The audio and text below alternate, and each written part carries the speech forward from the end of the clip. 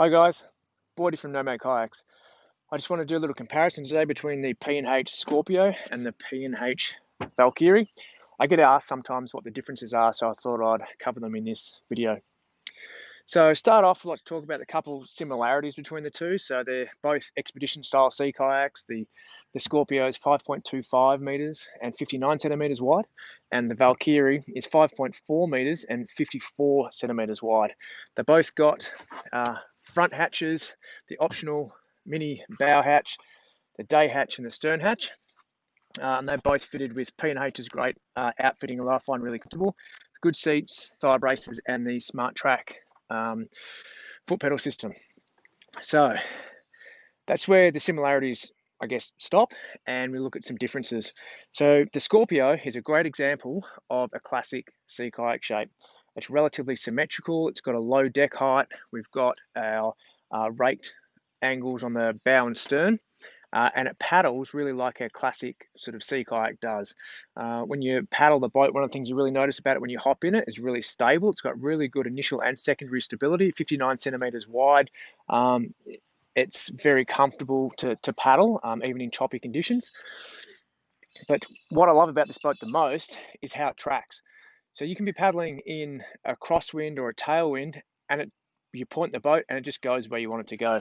It is fitted with a skeg or a scudder as an option. A scudder is a skeg that drops down and turns left and right. So P&H have developed that, so you've got the best of both worlds. You don't have to just have a skeg or a rudder now. You can have a scudder.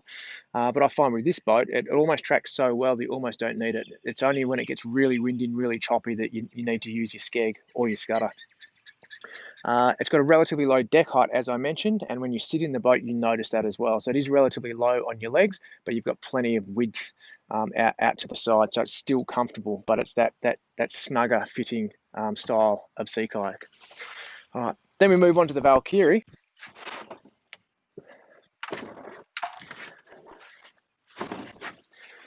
And straight away, we can see it looks very different. So this is a modern sea kayak shape. We've got the relatively plumb bow, quite a high deck height through here. We've got our cutaways for a relatively vertical paddle stroke.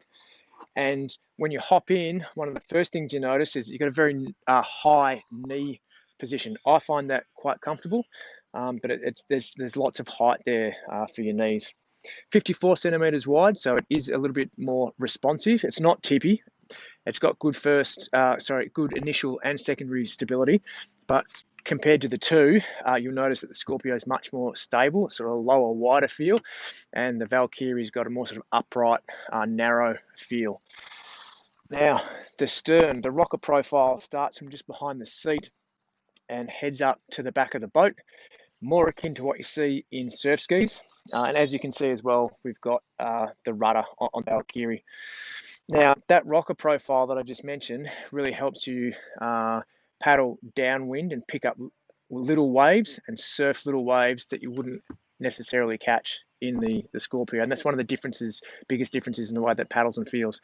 You also notice when you first hop in this and paddle it, that with that rocker profile at the back and the fact that the back of the boat's not engaged in the water, the back of the boat skids around a little bit. You put a sweep stroke in and it really turns.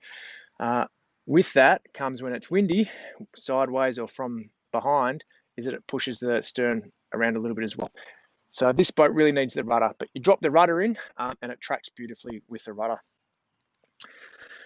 So what else can we tell you about the Valkyrie? So today I went for a paddle in the two.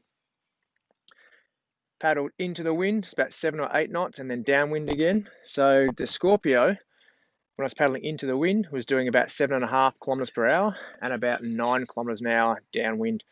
The Valkyrie was doing about 8 kilometers an hour into the wind and about 10 kilometers an hour downwind. So about 1 kilometer an hour faster. Very small waves, but as mentioned, once those waves pick up a little bit, this is where this boat will come into its own and you really be able to catch and surf those small waves and increase that forward speed even more. So overall, Scorpio is a fantastic classic sea kayak, and the Valkyrie I also think is a fantastic sea kayak as well. More modern take on the sea kayak. It feels really sporty and fun, but paddles very differently to the Scorpio. But both are great boats. I think P&H have done a fantastic job on both of these designs.